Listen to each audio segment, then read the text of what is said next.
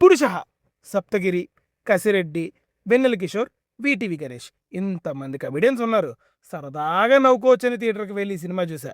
మరి సినిమా నవ్వించిందా, ఏడిపించిందా, ఇంకేమైనా చేసిందా లేదా అనేది ఇన్ డీటెయిల్గా మాట్లాడుకుందాం. మన రివ్యూస్ చాలా మంది చూస్తున్నారు కానీ ఎవరు సబ్స్క్రైబ్ చేసుకోవట్లేదు.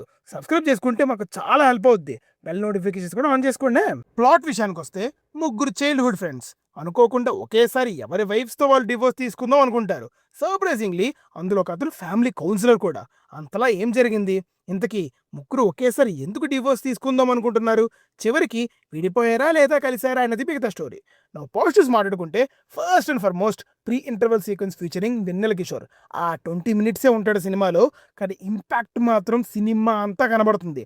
బాగా ఎంజాయ్ చేస్తారు ఆ సీక్వెన్స్ మాత్రం.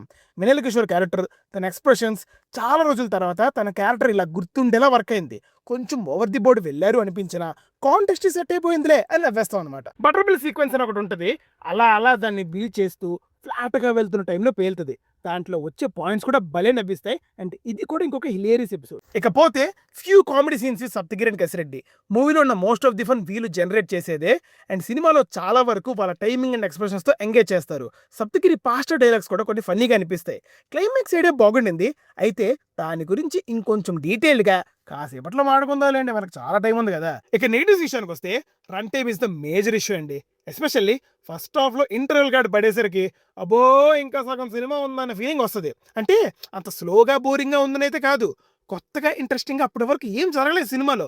నాన్ లీనియర్ స్క్రీన్ ప్లే పెట్టుకోవడం వల్ల రొటీన్ అయినా కూడా కొంచెం అయితే హెల్ప్ అయింది. కానీ లెంత్ బాగా పెరిగిపోయింది. మోర్ దెన్ ఎనీథింగ్ సీన్స్ అయితే చాలా వరకు రిపీటెడ్ అనిపిస్తాయి. మొగుడు పిల్లల గొడవలు అన్నాక రకరకాలుగా ఉంటాయండి. అండ్ చాలా సినిమాల్లో ఇలాంటి గొడవలు ఆల్రెడీ మనం చూసేసాం. ఇన్ఫ్యాక్ట్ శ్రీకాంత్ గారి ఓల్డ్ సినిమా ఒకటి ఉంటుంది, దాని స్ట్రక్చర్ తీసుకున్నట్టయితే అనిపిస్తుంది ఈ సినిమాలో చాలా వరకు. Next big problem is the emotional climax sequence. ఇందాకలా ఇన్ డీటెయిల్డ్గా డిస్కస్ చేస్తానన్నాను కదా, అది ఇదే.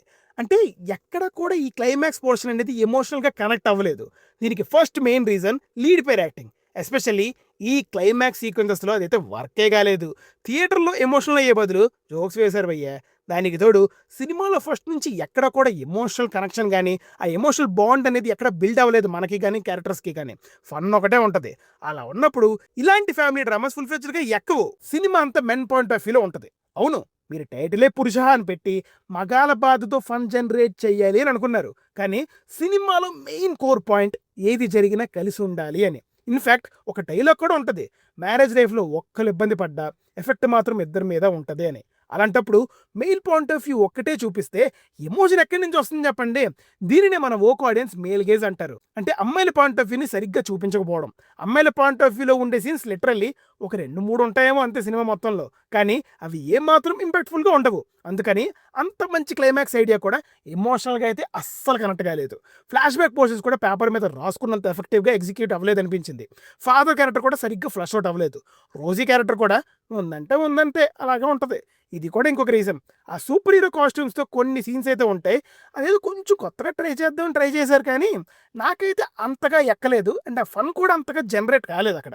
జడ్జ్ క్యారెక్టర్ కూడా ఆల్మోస్ట్ సినిమా మొత్తం ఉంటుంది, కానీ దానికి డెప్త్ అయితే ఉండదు. పర్ఫార్మెన్సెస్ పరంగా కసిరెడ్డి, సప్తగిరి అండ్ వెన్నెల కిషోర్ బాగా చేశారు. లీడ్గా చేసిన పవన్ కళ్యాణ్ ఇంకా బెటర్గా చేసి ఉండాల్సిందే. ఫీమేల్ రోల్స్లో చేసిన ఎవరి క్యారెక్టర్స్కి కూడా కావాల్సిన లెవెల్ ఆఫ్ పర్ఫార్మెన్స్ అయితే చేయలేదండి.